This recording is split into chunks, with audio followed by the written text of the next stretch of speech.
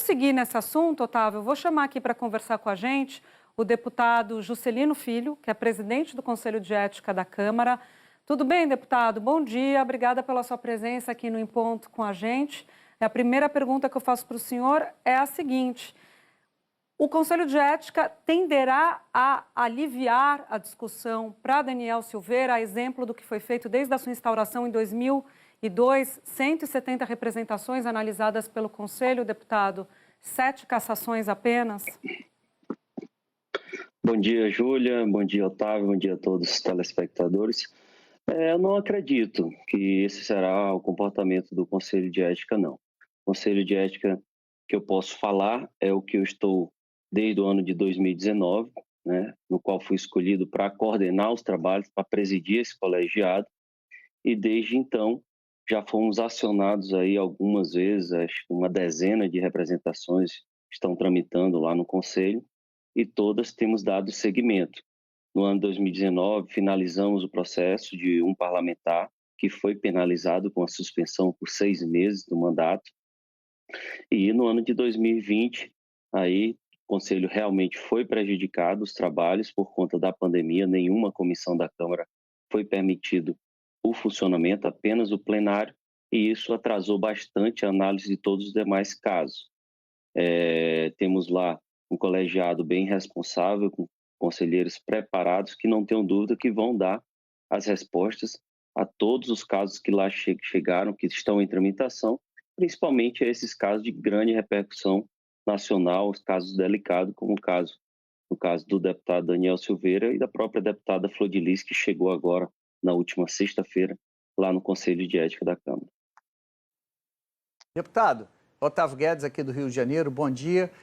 Muitos deputados estão preocupados, assim, por exemplo, a oposição chama o presidente de genocida e muita gente já quer pegar o caso do Daniel Silveira para dizer, então você também não pode chamar alguém de genocida. A gente sabe que no calor do debate político, muitas vezes ali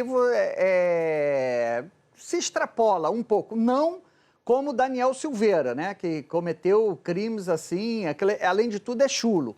A minha pergunta é assim, como é que fica o debate político diante desse caso? Com certeza, não é à toa que temos tantas representações no Conselho de Ética, e o ano de 2019 foi um ano recordista de representações em um ano sequer, e isso fruto muito desse debate acirrado pós-eleição de 2018, né? Os extremos debatendo de forma muito acirrada e muitas das vezes se excedendo, e isso acabando virando representações junto ao Conselho de Ética, ou por parte de partidos políticos, ou por parte de outros colegas representando junto à Corregedoria da Casa. Então, esse ambiente é muito ruim, e principalmente quando na nossa legislação ainda paira uma certa dificuldade de delimitar, né, até onde vai a nossa imunidade parlamentar, né, as prerrogativas do mandato. Então, o Conselho tem esse papel aí importante nesse momento de poder ir avaliando e analisando caso a caso esses limites de excesso, de abuso, de quebra de decoro, de quebra das prerrogativas, mas é muito importante, muito oportuno nesse momento agora, essa iniciativa do presidente Arthur Lira de poder montar um grupo de trabalho para que possa deixar mais claro na nossa legislação esses limites, né, da nossa imunidade parlamentar, garantindo a imunidade, mas com limites, garantindo as prerrogativas do mandato, enfim, e atualizando essas legislações como a própria Lei de Segurança Nacional, que foi apontada, né, no caso da prisão do deputado Daniel Silveira, que já tem algumas propostas aí de atualização dessa legislação tramitando no Congresso Nacional. Deputado, tem uma parlamentar na Câmara que é acusada de mandante do assassinato do marido. O Conselho de Ética não deu resposta sobre isso.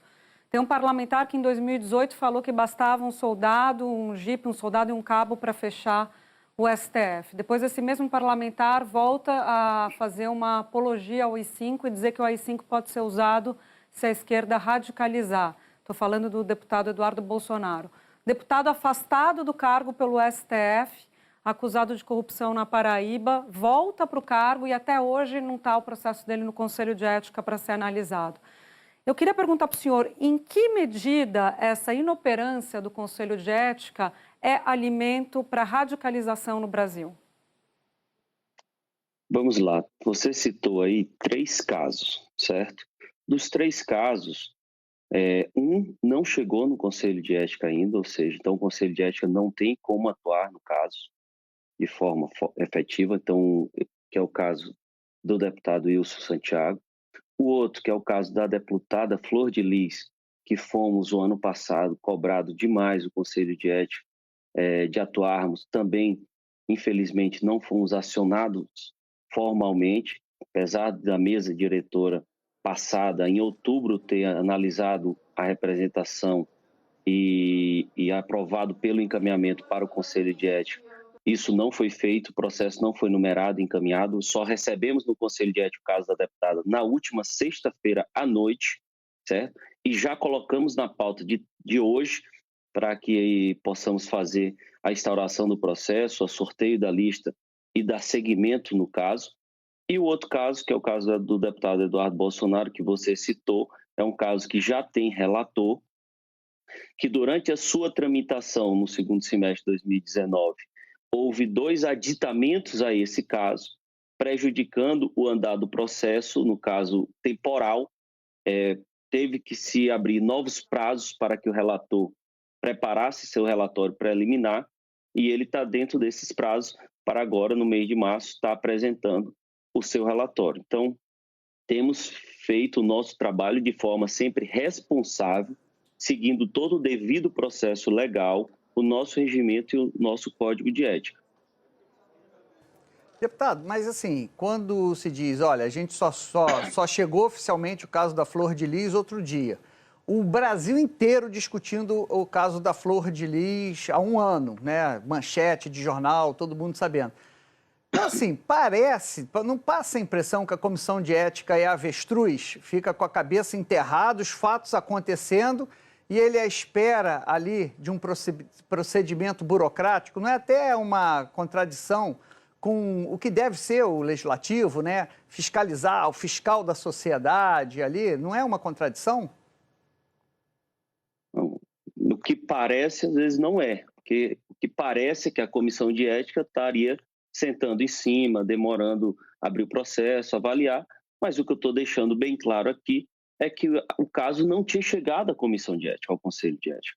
Então, nós estávamos, apesar de não estar funcionando no ano de 2020, por conta da pandemia e a antiga presidência não ter permitido a retomada dos trabalhos do Conselho, mas a Secretaria do Conselho estava aberta e recebendo documentos normalmente. Então, não foi encaminhado o processo da deputada para o Conselho de Ética. Então, o Conselho de Ética só pode atuar, seja qual for o caso, quando é acionado formalmente. Então, quanto às outras esferas da casa, cada um responde por si. Os casos que estão na corregedoria, por exemplo, quem responde é o corregedor, quanto tempo ele fica lá, o porquê, os prazos, a demora, assim como na mesa, e assim o Conselho de Ética, que nós estamos exercendo a presidência, nós respondemos. Então, o que eu posso falar é pelo Conselho de Ética, pela presidência desse colegiado, que nunca foi a intenção e nunca fizemos, foi retardar nenhum tipo de caso por um motivo A, B ou C. Não. No ano de 2019, tocamos todos os casos que chegaram no Conselho de Ética, cumprindo os prazos e o devido processo legal. No ano de 2020, infelizmente, não funcionamos, e agora, com a aprovação da resolução que permitiu essa reativação do Conselho de Ética, nós já acionamos para que hoje a gente possa fazer a primeira sessão de reativação dos trabalhos. Será uma sessão híbrida, virtual e remota. No caso, nós iremos estrear nas comissões da Câmara esse modelo de reunião. Nenhuma outra comissão ainda reuniu nesse modelo, então torcer para que dê tudo certo, não tenhamos nenhum tipo de problema técnico que atrapalhe o andar da reunião, e vamos aí dar seguimento em todo o trabalho que tem reprimido no Conselho de Ética para dar as respostas que a própria imprensa, a sociedade e o parlamento exigem desse colegiado.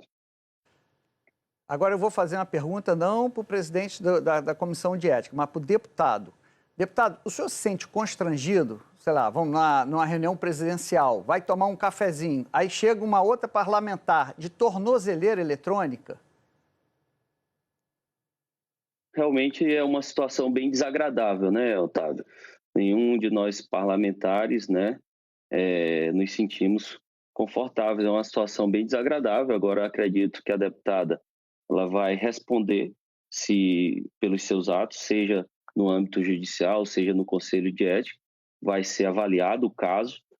Após a escolha do relator, o mesmo terá essa responsabilidade de poder ir a fundo no caso, avaliar e emitir, né, um parecer para que os conselheiros, no momento oportuno, votem, façam, né, de avaliação sobre um caso aí que teve uma grande repercussão nacional. Pois é, deputada, constrangedor, é um constrangimento para vocês. Imagine para o eleitor, né, da Flor de Lis, o eleitor fluminense que colocou a Flor de Lis na Câmara, ter a representante deles com uma tornozeleira eletrônica. A gente sabe, a gente que cobre política há algum tempo, deputado, a gente sabe que muitas vezes as regras que constam do regimento, elas acabam se encaixando, a interpretação delas se encaixa no que os líderes querem, no que sai do acordo ali do Colégio de Líderes. Eu entendo quando o senhor diz que vários casos, entre os quais o da Flor de Lis, não estavam no Conselho de Ética, estavam parados ali com a mesa diretora, com a presidência da Câmara. Partindo dessa lógica, que os líderes tocam os trabalhos da Câmara da maneira como eles acham melhor, podemos concluir, então, que não havia um interesse por parte das lideranças da Câmara em tocar esse projeto, e isso pode significar uma impunidade no longo prazo, no médio prazo? Sim, eu acredito que não havia, nenhuma intenção por parte de líderes de querer atrasar ou, enfim, se intrometer nesses trabalhos. Não acredito nisso. E quanto ao Conselho de Ética, um colegiado na casa que funciona de forma totalmente independente. Todos os conselheiros, eles são eleitos membros por um período e justamente para dar essa segurança e essa limitação para que o partido não tenha essa gerência sobre os membros de poder estar trocando a qualquer tempo. Então, todos são eleitos membros efetivos e têm total independência para estar avaliando e votando os casos que estão lá no Conselho de Ética. Tá certo, então, deputado Juscelino Filho, muito obrigada pela sua presença aqui, esclarecendo todos esses trâmites, essas discussões. Vamos conversando no decorrer desse processo. Bom dia para o senhor. Obrigado, Júlio. Obrigado, Otávio. Estamos à disposição aí. Agora, à tarde, vamos iniciar aí os trabalhos e, o mais breve possível, entregar para a sociedade, para a imprensa e para o parlamento as respostas que são exigidas lá do nosso Conselho de Ética da Câmara. Assim esperamos, deputado. Muito obrigada.